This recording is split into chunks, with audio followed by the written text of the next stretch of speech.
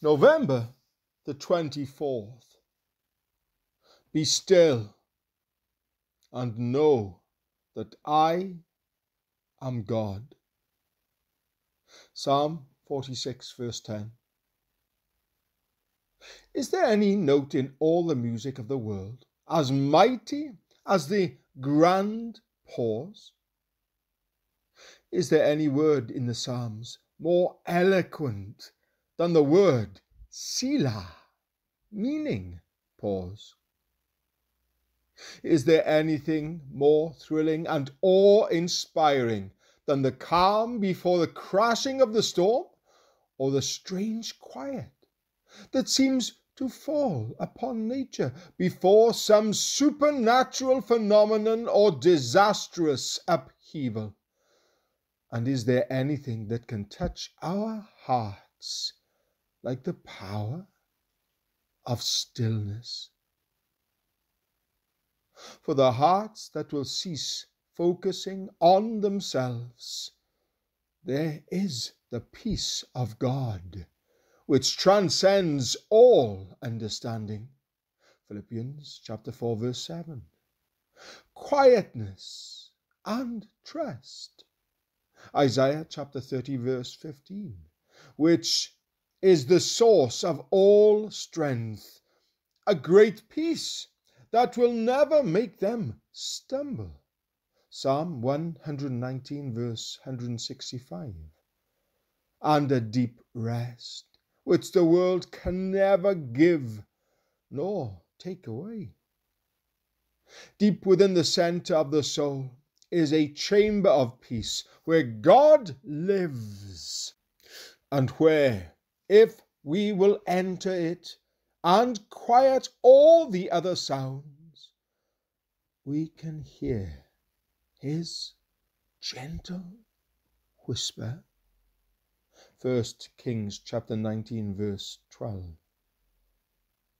Even in the fastest wheel that is turning, if you look at the center where the axle is found, there is no movement at all.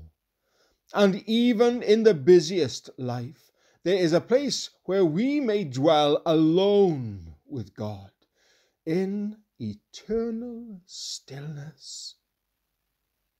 There is only one way to know God. Be still and know. The Lord is in his holy temple. Let all the earth be silent before him. Habakkuk chapter 2 verse 20.